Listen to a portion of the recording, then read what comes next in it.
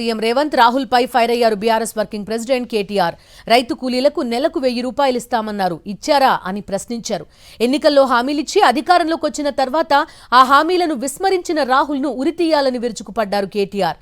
Assembly గౌరవ సభ మాదిరిగా లేదని, కౌరవ సభ మాదిరిగా ఉందని విమర్శించారు. రైతులకే కాదు రైతు కూలీలకు ఇస్తా, నెలకు 1000 రూపాయలు ఇస్తాడు.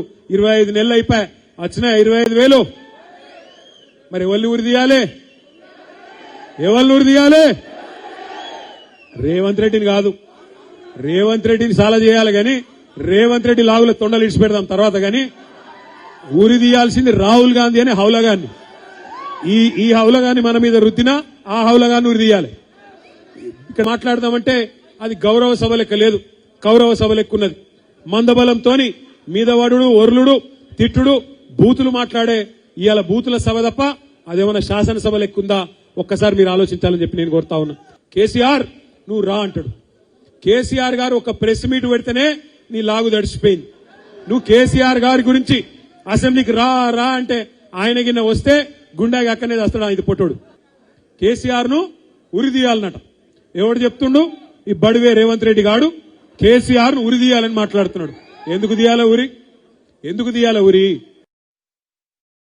రేవంత్ రెడ్డి ఆయన శపథాలు చేస్తుండ్రు. రేవంత్ రెడ్డి మధ్యన కేసీఆర్ ను మళ్ళా మొలకెత్తనీయడంట.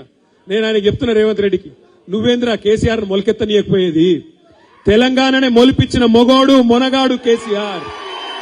60 దశాబ్దాలు 60 ఏళ్లు నీ కాంగ్రెస్ పార్టీ తెలంగాణను తొక్కి పెడితే మొలకెత్తదే మొలకెత్తదు అని మీరు విర్రవీగితే మీరు కాదన్న తెలంగాణనే ఢిల్లీ మెడలు వంచి మొలిపించినోడు కేసీఆర్.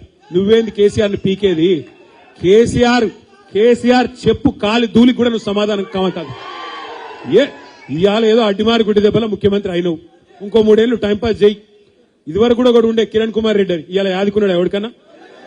గిట్లనే ఉంటారు, ఇటువంటి వాళ్ళు వస్తారు పోతారు ఐరాగారగాళ్ళు. అయ్యేది లేదు, పీకేది లేదు, వీళ్ళతో ఊదు కాలేదు, పీరు లేవది.